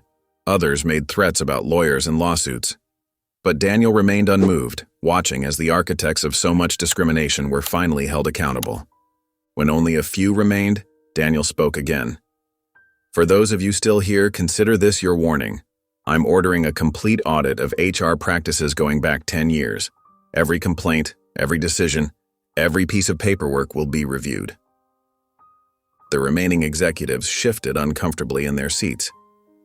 If anyone else was involved in covering up discrimination or harassment, now is your chance to come forward. Otherwise, when we find out, and we will find out, there will be no mercy. One by one, the rest filed out, leaving Daniel and Vanessa alone in the conference room. The morning sun had climbed higher, eliminating the shadows that had stretched across the table. In their place was clear, revealing light, much like the truth that had finally been exposed. Security reports crackled over Vanessa's radio as the disgraced executives were escorted from the building. Some were crying, others were arguing, but all were leaving. Years of entrenched discrimination and corruption were being cleaned out in a single morning. Daniel gathered the evidence into neat piles, his movements precise and controlled. Each document represented someone who had been wronged, someone who had tried to speak up only to be silenced. But that era was over. Vanessa watched the last executive being escorted out through the glass walls of the conference room. She turned to Daniel and said simply, "Now, let's bring Marcus back." Marcus Reed slumped on his worn leather couch, the springs creaking beneath him. The small TV in the corner played cartoon characters that danced and sang, but his eyes were fixed on his silent phone lying on the coffee table. His 8-year-old son Elijah sat cross-legged on the floor, completely absorbed in the animated show, unaware of his father's inner turmoil. The apartment felt smaller than usual today. The walls of their modest 2-bedroom unit seemed to close in with each passing hour. Bills were scattered across the kitchen counter, reminders of why he couldn't afford to lose this job. The morning sunlight filtered through thin curtains, casting shadows that reminded Marcus of how many hours he'd spent waiting, hoping, dreading. "Dad, can we get pizza tonight?" Elijah asked, his innocent question cutting through the heavy silence. Marcus forced a smile, reaching out to ruffle his son's hair. "We'll see, buddy. We'll see." His voice caught slightly. He hated making promises he wasn't sure he could keep. Looking at Elijah's hopeful face made his chest tighten. How many times had he told his son that hard work would pay off? That being honest and standing up for what's right would lead to success? Now he sat here, suspended from his job, wondering if those were just empty words. His phone suddenly buzzed, the screen lighting up with Vanessa Green's name. Marcus's heart jumped into his throat. His hand trembled slightly as he reached for it. Elijah turned away from his cartoons, sensing the tension in his father's movements. "Hello?" Marcus answered, trying to keep his voice steady. "Come back to the office." Vanessa's voice was clear, direct. "Now." Marcus sat up straighter. "Is everything okay?" "Just come in," she replied, then added more softly, "Trust me." After hanging up, Marcus stared at the phone for a long moment. His mind raced with possibilities, most of them negative. He'd seen this before. The quick call to come in, the final paperwork, the escort out of the building. His throat felt dry. "Elijah, I need to go to the office for a bit," he said, standing up. "Mrs. Johnson next door will watch you for an hour or two, okay?" His son nodded, but his eyes held questions he was too young to fully form. Marcus changed into his best dress shirt and slacks, his movements mechanical. In the mirror, he straightened his tie 3 times, trying to project confidence he didn't feel. The drive to Stonewell Technologies felt both too long and too short. The lobby looked different now. Several familiar faces were missing, including Ethan Walker and the other security guards who had made his life difficult.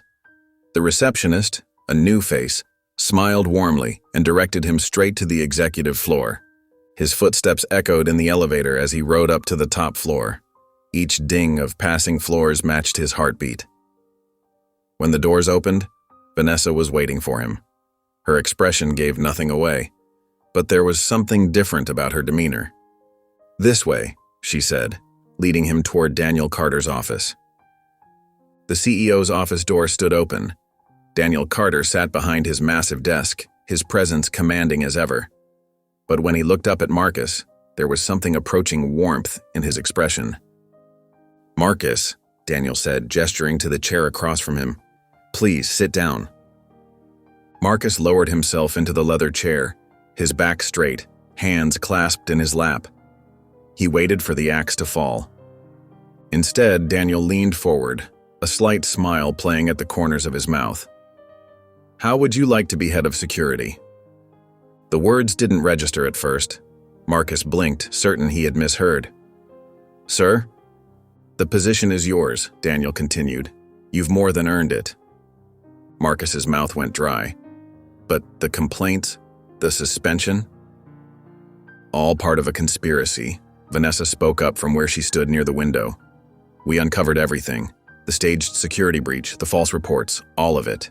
The people responsible have been dealt with." Daniel nodded. "HR has been completely restructured. The old guard is gone.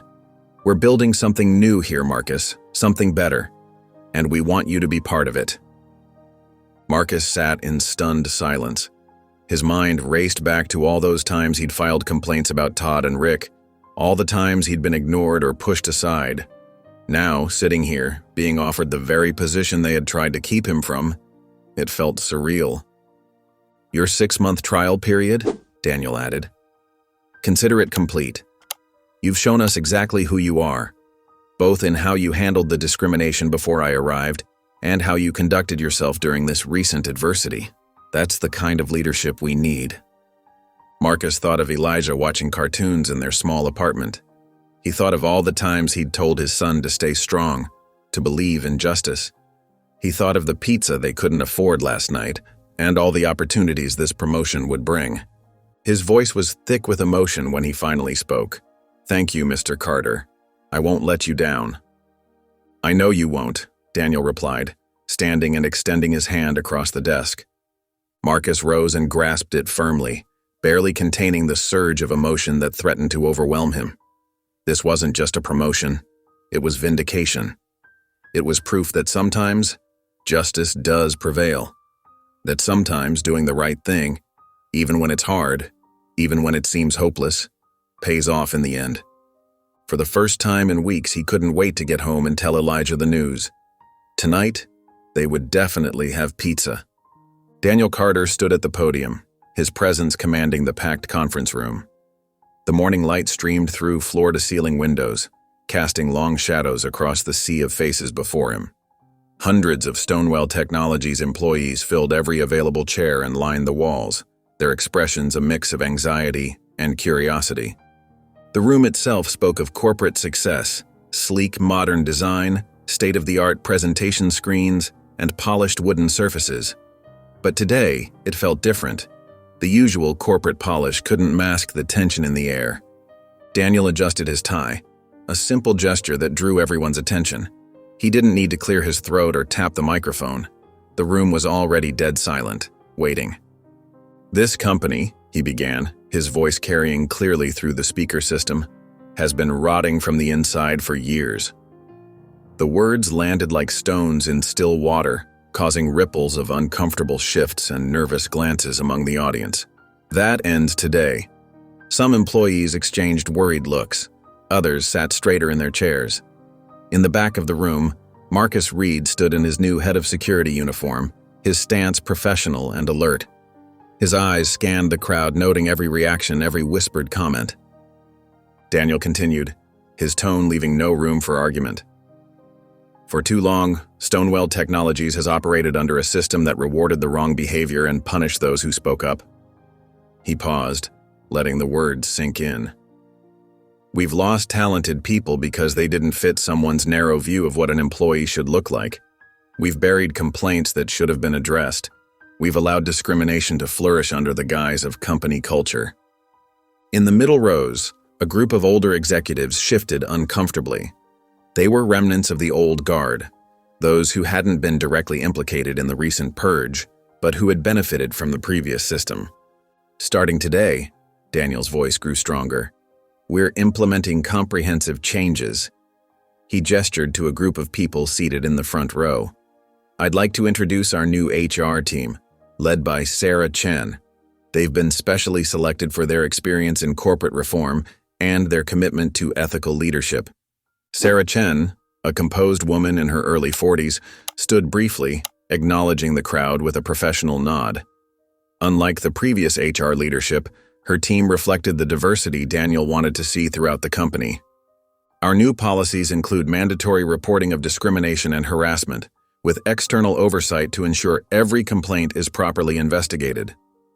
Daniel clicked to the next slide, which detailed the changes. We're also launching a comprehensive leadership training initiative. Every manager, supervisor, and team leader will participate. A murmur ran through the crowd. Some faces showed relief. Finally, real change. Others displayed barely concealed disdain. Marcus noticed a cluster of middle managers near the back door exchanging skeptical looks. He made a mental note of their faces. This training isn't just about checking boxes, Daniel emphasized, his gaze sweeping the room. It's about understanding what true leadership means. It's about creating an environment where everyone can succeed based on their merit, not their appearance or connections. He clicked through several more slides, each detailing specific changes. New promotion criteria, transparent salary ranges, regular cultural competency workshops. With each announcement, the room's atmosphere shifted. Some employees sat forward, eagerly taking notes. Others slumped in their chairs, clearly resistant to the new direction. I understand change is difficult, Daniel acknowledged, his tone softening slightly. But let me be clear. These changes are not optional. If you can't adapt to an ethical, inclusive workplace, you won't have a place here. Marcus watched as several employees near him exchanged worried glances. He'd been in their position not long ago, wondering if change was possible. Now, standing in his new role, he represented what that change could look like. Daniel introduced more members of the new leadership team, diverse faces with impressive credentials. Each one stood briefly, their presence a visible reminder of the transformation taking place. Some of you might be wondering why such dramatic changes are necessary, Daniel continued. Let me tell you a story about my first day here. He paused, and Marcus felt the weight of that memory. I walked in wearing casual clothes, and within minutes I was physically confronted by security guards who assumed I didn't belong. The room grew uncomfortably still. Everyone had heard the story by now, but hearing it directly from Daniel made it real in a way whispered rumors hadn't. That incident wasn't just about two security guards, Daniel's voice hardened. It was about a system that encouraged that behavior. A system that rewarded those who maintained the status quo and punished those who challenged it. He gestured toward Marcus, who stood straighter under the sudden attention. But that same system also had people like Marcus Reed, who tried to report discrimination and was ignored. Today, he stands as our head of security, proof that talent and integrity will now be recognized and rewarded. Marcus maintained his professional demeanor, but he felt the weight of hundreds of eyes on him. Some gazes were admiring, others resentful. He met them all with calm confidence. Daniel wrapped up the presentation with a final slide showing the timeline for implementing these changes. This isn't just about making Stonewell Technologies more profitable, though it will. It's about creating a company we can all be proud to work for.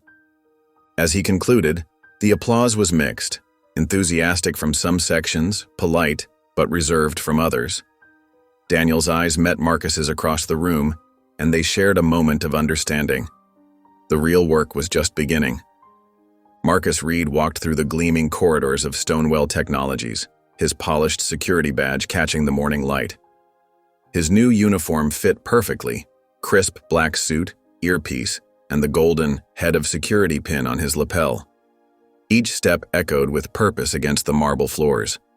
Employees parted as he passed, their reactions as varied as a deck of cards. Some offered genuine smiles and respectful nods. Others quickly looked away, discomfort written across their faces. A few, mostly those who'd been aligned with the old guard, didn't bother hiding their scowls. Marcus noticed everything but kept his expression neutral. This wasn't about popularity. This was about doing the job right. He reached the security wing, pushing through the double doors. The atmosphere shifted immediately. The usual chatter died down as heads turned. Security officers straightened in their chairs, some looking uncertain, others defensive. In the corner, Ethan Walker lounged against a desk, arms crossed. His smirk was deliberate, challenging. He'd been Todd and Rick's right-hand man, the one who'd orchestrated most of the staged incidents during Marcus's training period. Marcus walked to his new office, bigger than his old cubicle, with glass walls and a view of the city. He settled behind his desk, taking a moment to center himself. Photos of Elijah smiled back at him from a silver frame. His son's face reminded him why he was here, why this mattered. He picked up his phone. "Send Officer Walker to my office, please." 5 minutes later, Ethan swaggered in without knocking. He dropped into the chair across from Marcus, legs spread wide, taking up space. Everything about his posture screamed defiance. "Guess you think you're the big man now," Ethan said, his voice dripping with contempt. Daniel Carter's perfect little project. Marcus didn't react to the bait. He'd dealt with men like Ethan his entire career, people who thought they could break him with words, make him lose his cool. Instead, he calmly opened his desk drawer and removed a single sheet of paper. The resignation form slid across the polished desktop, stopping perfectly in front of Ethan. "Sign it," Marcus said quietly, "or I'll personally walk you out." Ethan's smirk faltered for the first time. "You can't fire me, I've been here 5 years." "I can, and I am." Marcus's voice remained level. "We both know what you did, the staged security breaches, the false reports, the whisper campaign. I have proof of all of it." Color drained from Ethan's face, his cockiness cracked like thin ice. "That's not—" he started to protest. "Mr. Carter has the emails, Ethan, the security footage. Your fingerprints are all over this." Marcus leaned forward slightly. "But I'm giving you a choice. Sign the resignation, walk out with some dignity, or don't, and I'll have you escorted out while I read the list of policy violations to the entire security team." Ethan's jaw worked silently. His eyes darted around the office, looking for an escape route that didn't exist. Finally, his shoulders slumped. The pen scratched against paper as Ethan scrawled his signature. He stood up, trying to salvage some pride. "You won't last? People like you never do." Marcus didn't respond. He simply pressed the intercom button. "Please escort Mr. Walker to collect his belongings. His resignation is effective immediately." 2 security officers, both new hires Marcus had personally vetted, appeared at the door. Ethan's final attempt at a sneer looked more like a grimace as they led him away. Through the glass walls, Marcus watched the security team's reactions. Some looked shocked, others seemed relieved. A few nodded in approval. Change was coming, whether they liked it or not.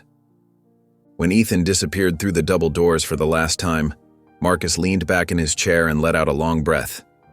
His hand found the photo of Elijah again. His son's smile seemed brighter somehow. The security wing felt different already, lighter, as if a dark cloud had finally lifted. Officers began returning to their work, but with straighter backs and clearer eyes. The message was unmistakable. The old way of doing things was over. Marcus turned to his computer and began drafting new security protocols. There was so much work to be done. Training programs to revise, hiring practices to update, a toxic culture to rebuild from the ground up. But for the first time in his career, he had real power to make those changes happen. He glanced at his reflection in the window. Head of Security Marcus Reed, no longer in anyone's shadow, no longer silent in the face of injustice. He belonged here, in this office, in this role, and he was ready to prove it. The intercom buzzed. "Sir, the morning security briefing is ready whenever you are." Marcus straightened his tie. "On my way." He stood up, adjusted his jacket, and walked toward the door. The security team watched him move through the office, their expressions a mix of respect and uncertainty. Good. A little uncertainty was healthy when things were changing for the better. Daniel Carter walked into the newly renovated HR department, the fresh paint and reorganized spaces symbolic of the changes sweeping through Stonewell Technologies. Gone were the stuffy, closed-off offices that had hidden years of discrimination. In their place stood an open floor plan with glass walls, transparency in both design and purpose.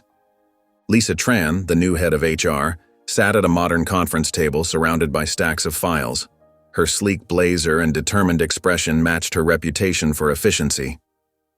She looked up as Daniel entered, gesturing to the chair across from her. "These files tell quite a story. Lisa said, tapping a particularly thick folder. Her voice carried a mix of professional detachment and carefully controlled anger. Every complaint, every incident report, they all show a pattern. Daniel settled into the chair, his expression grave. Show me. Lisa opened the first file, revealing a complaint from 2018. This employee, James Wilson, raised concerns about racial discrimination. HR buried it. He was fired 3 weeks later for performance issues. She pulled out another file. Sarah Chen, 2019, reported harassment. They transferred her to a dead-end position until she quit. Daniel's jaw tightened as he read through the documents. Each page revealed another life disrupted, another career derailed. The old HR team hadn't just ignored problems, they'd actively helped cover them up. This company has been broken for a long time, Lisa said, her voice firm. We have to make sure it never happens again. Marcus Reed entered the room quietly, taking a seat at the corner of the table.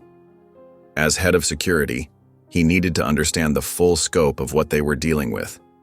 His presence added weight to the meeting. He was living proof of both the company's failures and its potential for change. Lisa pulled out a list of names.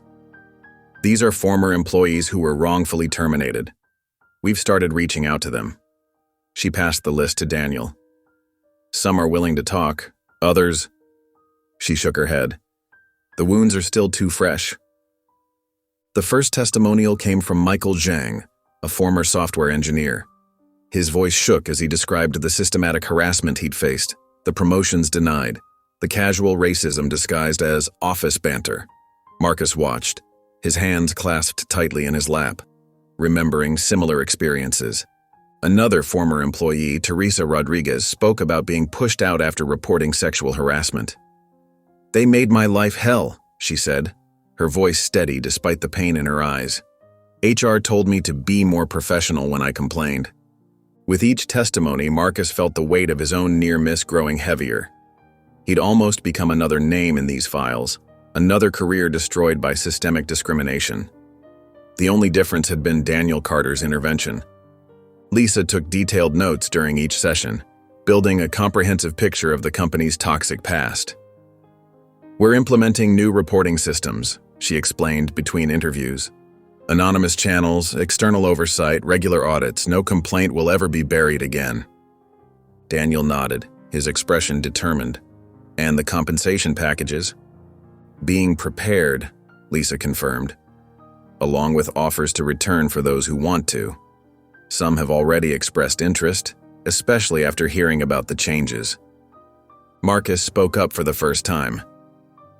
They'll need assurance that things are really different now. His voice carried the authority of someone who'd lived through the old system. Words aren't enough. They need to see action.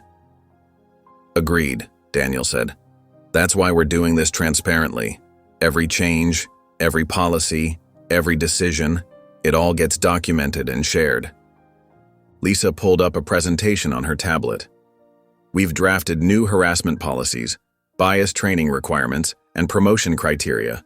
Everything is measurable, trackable, and most importantly, enforceable.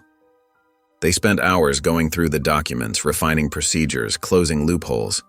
Daniel insisted on clear consequences for violations, no matter the perpetrator's position in the company. As the day progressed, more former employees came forward.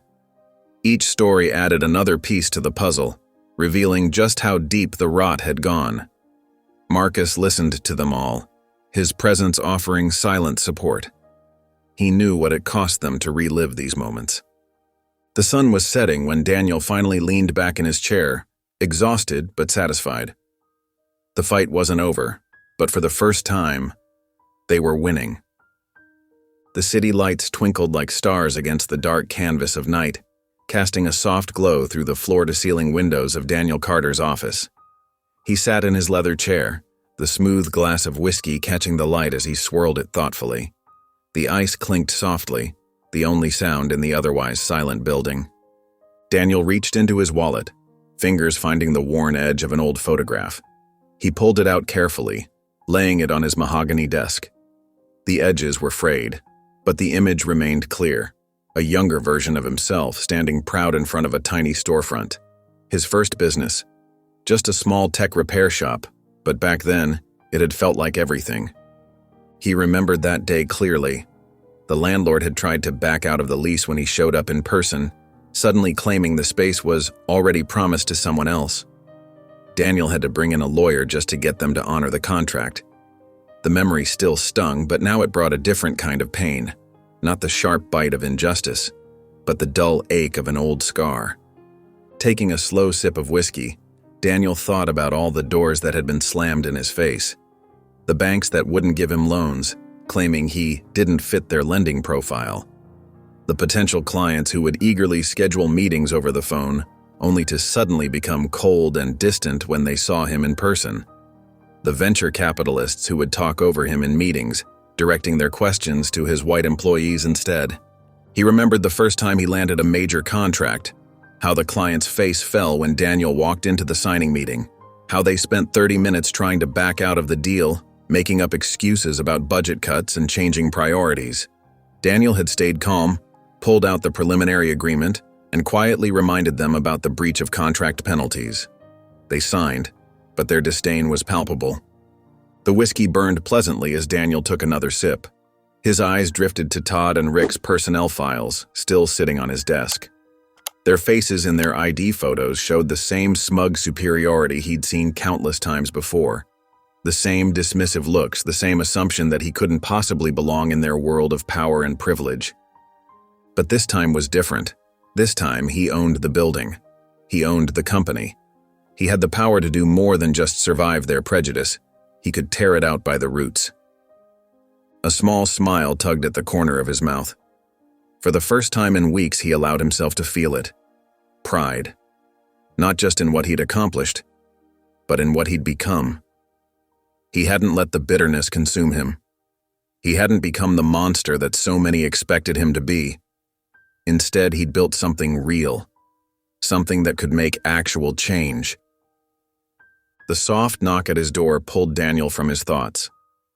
Vanessa stepped in, her heels clicking softly on the hardwood floor.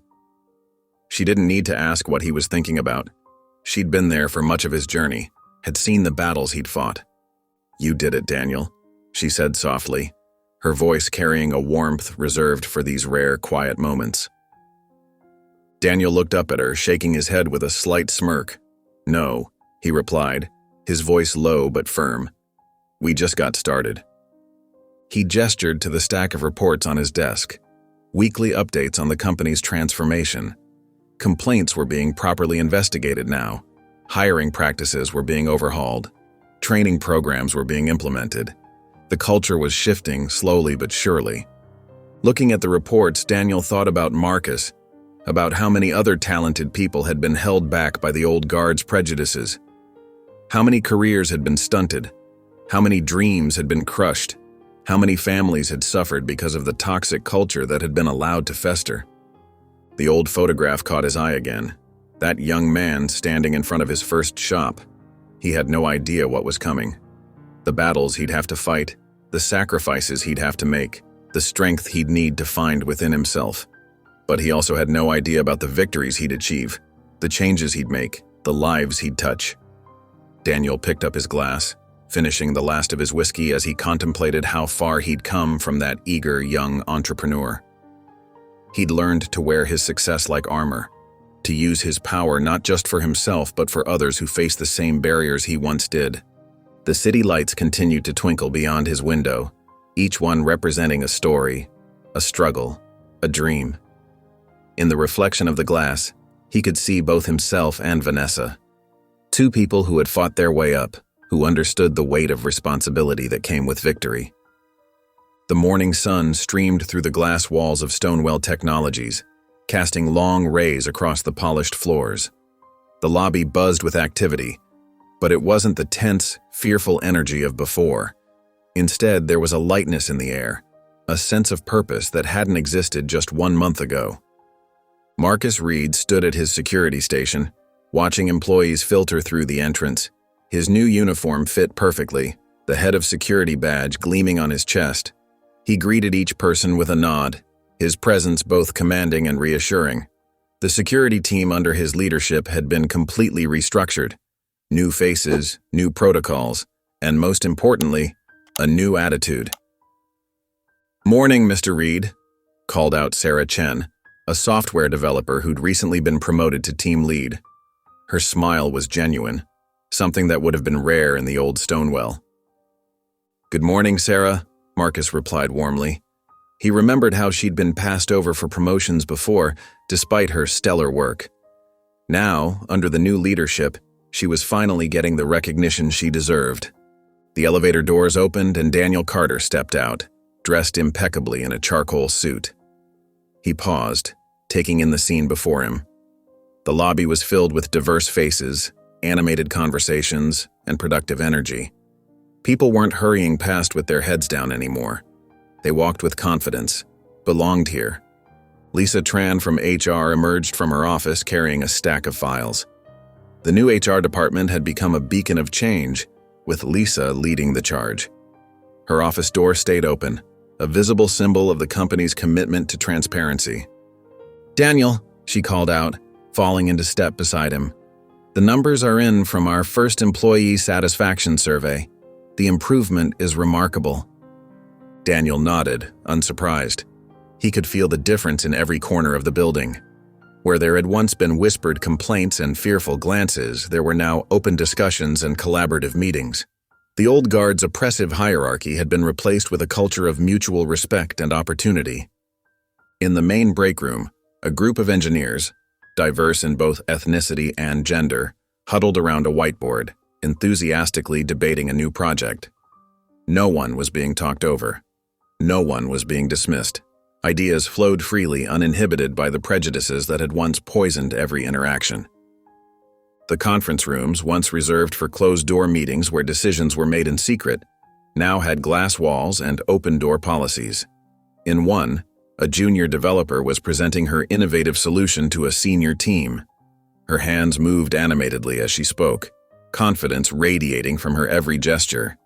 The team listened intently, offering constructive feedback and genuine encouragement. Marcus made his rounds, checking in with his security team. Each member had been personally vetted by him, chosen not just for their skills, but for their character. No more power trips. No more discrimination. The security team had transformed from a source of fear into a resource for safety and support. At precisely 10 a.m., employees began filing into the largest conference room. The monthly company-wide meeting had once been dreaded, a time when the old leadership would hand down edicts and thinly veiled threats. Now, people arrived early, chatting excitedly among themselves. Daniel stood at the podium, surveying the room. Every seat was filled, with more people standing along the walls. The energy was electric, expectant. This wasn't just a meeting. It was a celebration of how far they'd come. "1 month ago," Daniel began, his voice carrying clearly through the room, "we stood here and promised change. Today I look around this room, and I see that change in action." Heads nodded throughout the audience. Everyone had felt it. "We are not just a tech company," Daniel continued, his words measured and powerful. "We are a company that represents change. The old way of doing things is dead."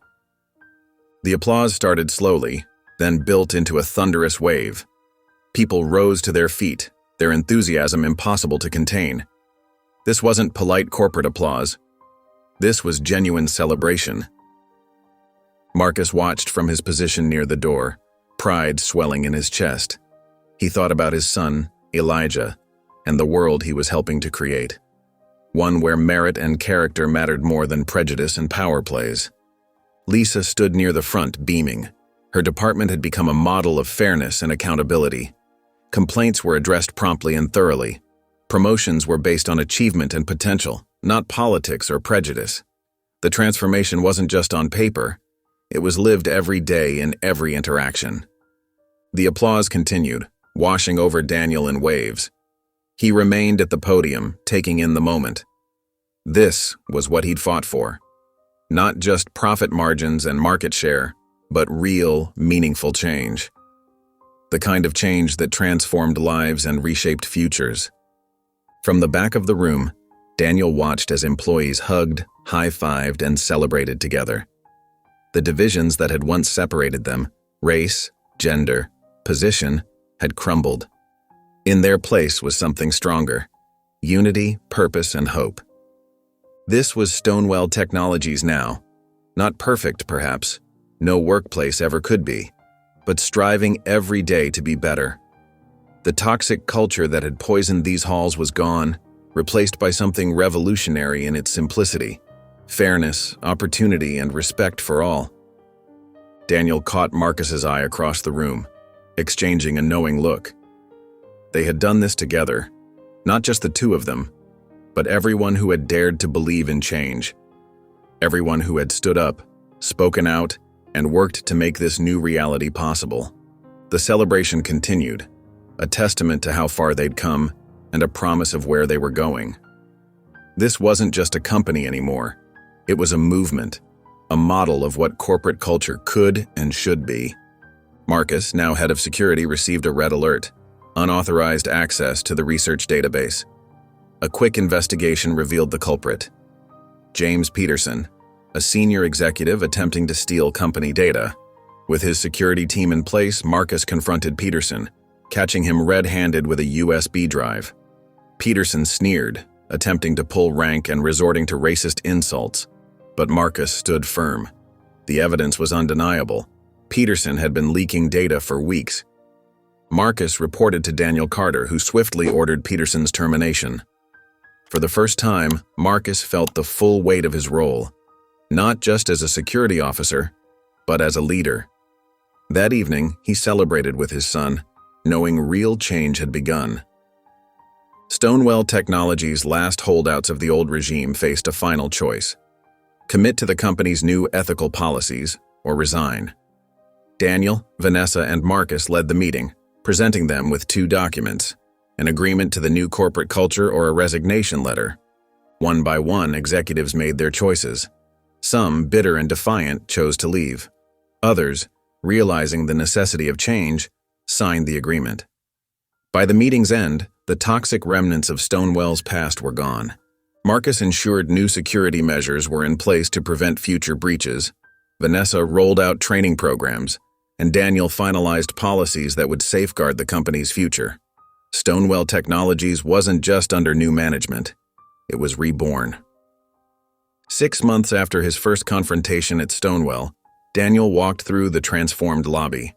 Employees now thrived in a culture of respect. Marcus commanded his security team with confidence, and Vanessa led diversity initiatives that created real opportunities. Gone were the days of silent prejudice. Now talent and integrity defined success. As Daniel passed the security desk, he reflected on the company's evolution. The hostile, exclusionary space he had walked into was now a beacon of inclusivity. His mission had succeeded. Marcus reported that security incidents had dropped by 80%. Vanessa shared record-high employee satisfaction, and Daniel prepared for a board meeting that would showcase Stonewell's transformation. Everywhere he looked, he saw the impact of his leadership. Employees collaborated freely, security treated everyone with dignity, and even the receptionist who once avoided eye contact now greeted people warmly. As Daniel exited the building, the morning sun bathed the city in gold. He had torn down a corrupt system and rebuilt it stronger. His work wasn't just about Stonewell, it was about proving that real change was possible, and he was only just getting started. If you enjoyed the story of Daniel, I handpicked this next story that you will enjoy. Please don't miss this one. Click here to watch it.